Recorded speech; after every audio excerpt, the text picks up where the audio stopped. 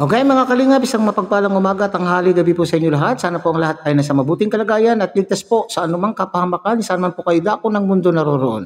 Ako po muli ang iyong lingkod, Maestro 21 TV. At sa ating pong video ngayong araw na ito mga kalingap, tayo po ay magbibigay po ng ating opinion, kuro-kuro, komento at reaction po tungkol po dito sa pahayag po ni Kalingap Rob sa kanyang naging live kamakailan lamang po. At ito nga po ay kasagutan po. Ito yung kasagutan po sa ating mga viewers na talaga naman pong talagang hindi makapaghintay. Okay, so ito yung mga viewers po natin na nagmamahal sa ating pong mga love team na para bagang hindi na po magkandamayaw o hindi na po sila nakakahintay pa ng matagal na sila po ay na matunghayan po nila yung kanila pong mga iniidolo at mga paboritong mga love team sa Kalingap serye po ni Kalingap Rob sapagkat ito po ay hindi nagawa sa mga dating schedule. Okay? So hindi po nakapag-taping po itong si Kalingap Rob sa takdang oras sapagkat ito po daw po ay mayroon na hindi maiwasan na event o pangyayari na dapat po niyang harapin. Okay, so yan po yung isa po sa ating punto ng ating video ngayong araw na ito mga kalingap. At yung isa naman pong punto ay itong sinasabi, itong mga mapanirang mga viewers na sinasabi po ay laos na nga ba? Okay? Laos na nga ba ang Jomcar? Hindi lamang po ang Jomcar kundi itong sinasabi po itong mga bigatin po nating love team. Pero particularly na tinukoy po nila na itong Jomcar daw love team ay laos na. Okay, so may paliwanag po dyan si Kalingap Rob mga Kalingap. Pero bago po yan, tayo muna po ay magbibigay po guys sa ama at founder po ng Kalingap, Kuya Bal Santos Matubang. At tangkilikin po natin Ate Edna Vlog, Kalingap Rob, Kalingap Dan. At siyempre kung bagong dating lang po kayo sa munting channel na ito mga Kalingap, sana po ay inyo rin pong tangkilikin ang munting channel na ito sa pamamagitan po ng inyong pagbibigay ng like, share, and subscribe at tuloy pindutin na rin po ang notification bell at nang sa ganun tayo pa rin po ay magsama-sama at magkita-kita sa susunod pa pong mga reaction videos na ating gagawin. Likewise, mega loud shoutout po sa ating mga kasamahan po dyan sa Karepa Kalingap Reactor Partners sa pamumuno po yan ng ating magiting na Presidente Javier De Leon aka Birador. Okay, so bago po tayo magpatuloy mga Kalingap, tunghayan mo natin, sabay-sabay natin panoorin ang isang maikling video clip po na ating kinuha po sa live po ni Kalingap Rob na ito nga po yung nagpapaliwanag kung bakit hindi po sila nakapag-taping sa mga dapat love team na naka-schedule sa mga sa naka-schedule na araw na dapat po silang mag-taping at yung kasagutan po doon sa sinasabing laos na daw ang Jomcar. Laos na daw ba mga Kalingap? Okay, tunghayan po natin mga Kalingap. Alam nyo naman po, di ba, kung bakit hindi tayo nakapag-vlog ng Friday. And sinabi ko rin naman po yan, hindi ibig sabihin, porque schedule nila is 100% ano yon, makakapag-shooting tayo or makakapag-vlog po tayo. No? May mga times na may emergency or may dapat akong unahin. Kagaya nung nakaraan, nagkataon Friday, check up ni Jack. So wala tayong magagawa. Wala tayong shooting ng wala tayong vlog ng EDSI. Sinabi ko naman yan sa inyo na hindi porke may schedule sila, 100% talagang matutuloy yung vlog. No? Basta yung araw na yon, araw nila yon. No? Kung hindi natuloy, edi wala tayong magawa. Next week na ang sunod. No? And sa totoo lang, ang plano ko talaga is yung Jomcar and EDSI, sa totoo lang naisip ko ito na bawasan yung vlog sa kanila in a month. Parang twice a month na lang yung dalawa. Pero since ang rami pa rin nag-aabang, inaano ko pa rin, di ba? Pinipilit ko pa rin maging once a week, no? Kaya naisip ko na twice a month na lang yung dalawa kasi nasa part 80 na po yung dalawa, yung EDSI and Jomcar. So, para naman hindi naman kayo maumay or magsawa, naisipan ko na twice a month. Pero yun na nga, ang dami pa rin talagang nag-aabang. Kaya ginagawa namin ang makakaya namin. Kahit every week, may vlog natin sila sa kanilang schedule. So, yun nga, in-explain ko na yan before, pero meron pa rin hindi nakakaintindi. Yun, ayaw ko naman mag-upload lang basta-basta ng hindi naman talaga ano, 'di ba? Ayaw mag-upload ng basta-basta. Gusto ko, syempre mag-enjoy pa rin naman kayo. Okay, so yan na mga kalingap, maliwanag po tungkol po sa issue na bakit naghintay po tayo. Itong mga viewers, itong mga solid, organic viewers po ng mga love team, ay bakit naghintay po tayo? Kaya nga sinasabi po nila para bagang, minsan nga itong sa mga live section, okay?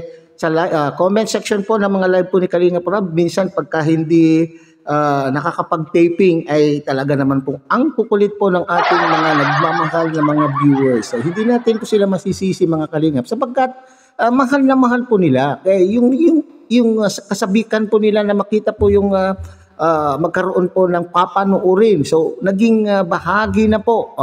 Naging bahagi na po ng kanila pong mga buhay-buhay ang pagpapanood ng mga love team sa ganitong pamamaraan po siguro mga kalingap ay naiibsan yung kanila pong kalungkutan, yung boredom, yung kanilang nararamdaman boredom kapag sila po ay nakakapanood ng mga Kalingap serye ay talaga naman pong napapawi. So ito yung paliwanag po ni Kalingap Rob. Kasi minsan hindi ibig sabihin daw po na porke yun po ng schedule po nila ay kinakailangan na magkaroon. Kaya nga lang, sinisikap po ni Kalingap Rob na gawin pong talagang makapag-shooting sa naturang schedule. Pero sa mga nagdaan daw po ay may mga dapat pong asikasuhin gaya po yung check-up po ng kanya pong asawa at mga pa pong mga ibang events minsan na nakakasabay po doon sa mga schedule. So magtiyaga lang po tayo maghintay. Kaya nga sinasabi, yung schedule daw po nila ay talagang schedule na po nila yon. Kung hindi man po nangyari, ay sa susunod pong linggo. Okay? So dapat po tayong magtiyaga at maghintay. Pasensya na lang daw po. Siguro naman po ay naiintindihan po ng marami po yan mga kalingap. Di ba? Siyempre, channel rin naman natin yung maapektuhan. Okay, so at saka dito po yung plano po ni Kalingap Rob mga kalingap na sinasabi ay babawasan. Babawasan na po yung bilang ng upload o bilang po ng vlog. Bilang ng vlog ng mga love team po natin ng mga sikat na. Siguro ang isang dahilan po rito mga kalingap ay napapansin po ni Kalingap Rob na medyo baka mauumay naman na po tayo. Baka mauumay na po tayo kasi siyempre kapag burnout na po yung ating mga artista, okay? Mga artista po natin, mga love team po natin, baka naman po sila po ay burnout na. O pagod na po kung every linggo ay ganun na ganun po ang schedule. Siyempre, magsasawa rin po sila. At tayo, baka daw po tayo ay maumay. Kaya nga sinasabi, kaya marami nakakapansin na medyo bumababa po yung views ng mga love team, baka iniisip po, ito ay strategy po ni Kalingap Rob na baka tayo po ay naumay na. At the same time, siyempre, i-consider din po niya yung availability, yung physical aspect na kakayanan po ng ating mga artista na mag-shooting. Hindi po ba mga Kalingap? Ayaw ko rin silang i-upload sa second channel kasi EDSI po yan eh. Di ba? EDSI, ano yan, pang main channel talaga yan. No? Kasi maraming supporters ang EDSI. Kaya tinanggal ko yung sa second channel. Salamat po sa mga nakaintindi. No? Marami kasi nagmamagaling sa may-ari ng channel. Ayun na nga po eh. Pero okay lang. Ano yan, di ako naiinis sa kanila, no? Yung mga talagang naghahanap or gigil na, di man ako naiinis sa kanila. Sa totoo lang, natutuwa ako kasi mahal na mahal nila yung ating mga beneficiaries. No? Talagang hinahanap nila. Na-hook sila sa ating Kalingap serye. Kaya, ano pa rin yun. Dapat pa rin pagpasalamatan. Correct. Doon tayo tumingin sa positive, wag sa negative. No? Kung may mga basher, wag na natin masyadong anuhin yan. Jomcar pa rin. Uy, malakas pa rin ng Jomcar, guys. Wag yung inaano ang Jomcar. Hindi na mawawala yan, guys. Solid na ang Jomcar. And wala na silang dapat patunayan. Humina man yan, wala na tayong, na yun, kumbaga, wala na silang dapat patunayan. Sabi ko nga, ang Jomcar ay masterpiece na yan ng Kalingap. Ano man ang mangyari, mahirap nang burahin yun. Mahirap na yun. So, walang dapat ipag-alala ang Jomcar. Siyempre, ganun talaga ang buhay. Hindi habang buhay sikat tayo, hindi habang buhay ano tayo, nasa taas. Ganun talaga. Pero ang mahalaga is yung na-achieve natin nung mga panahong iyon. Yun yung mahalaga. Yung paano tayo nagkaroon ng impact sa mga tao, paano tayo minahal ng mga tao. May mga nababasa pa ako dahil sa Jomcar, nawala yung depression nila, hindi sila na ospital, talagang marami po, kaya natutuwa din po ako, no? So, wag po kayo mag-worry mga mahal naming mga Jomcar supporters, no? Dahil ang Jomcar wala na pong dapat patunayan yan. Okay, so yan po ang mga kalingap. Ito yung kasagutan po ni Kalingap Rob. Ito yung realidad ng buhay, mga kalingap. Yung sinasabi niyong laos, sa mga artista nga, medyo mayroon di kumukulimlim ng kanilang pong mga bituin. So tama po yung sinasabi po ni Kalingap Rob dito, mga kalingap, na ang Jomcar ay wala na po silang dapat patunayan, ay sila po ay masterpiece na po ni Kalingap Rob po yan. Okay? Ang mahalaga po dito kung ano na po yung kanila pong na-achieve. Okay? Kung sa realidad ng buhay, sabi po nga niya, minsan sikat ka ngayon. Ito po yung sinasabi natin na gulong ng buhay o gulong ng palad. Minsan nasa ibabaw, na minsan naman po ay nasa ilalim po tayo, mga kalingap.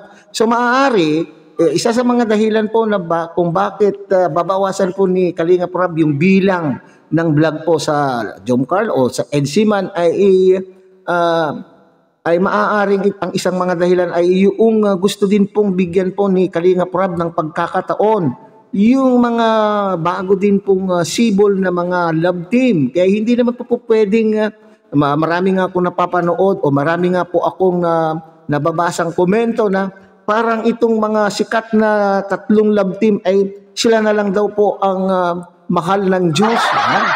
Kasi nga, napapabayaan na po ni Kalingap Rob yung mga bagong sibol ng mga love team. Okay? Sa pagbibigyan naman po siguro ni Kalingap Rob. Pero wag daw po kayo mag-aalala. Basta for as long as nandyan po kayo na sumusuporta po sa love team ni Jomcar at ni Edsy ay nandyan pa rin po sila. Okay? So yun lang po yung plano na kinakailangan ay huwag tayong maumay, maghintay po tayo kung ano po yung magagawa pong vlog dahil kung minsan ay sumasabay po sa mga iba pong mga event na kinakailangan asikasuhin po ni Kalingap Rob. Okay? So, nandyan na po.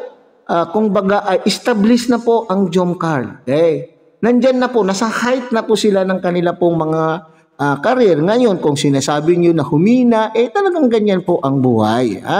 Kaya hindi pwedeng na parating nandun po tayo sa tutok ng ating, sa rurok ng ating tagumpay. Hindi pwedeng nandun pa rin tayo.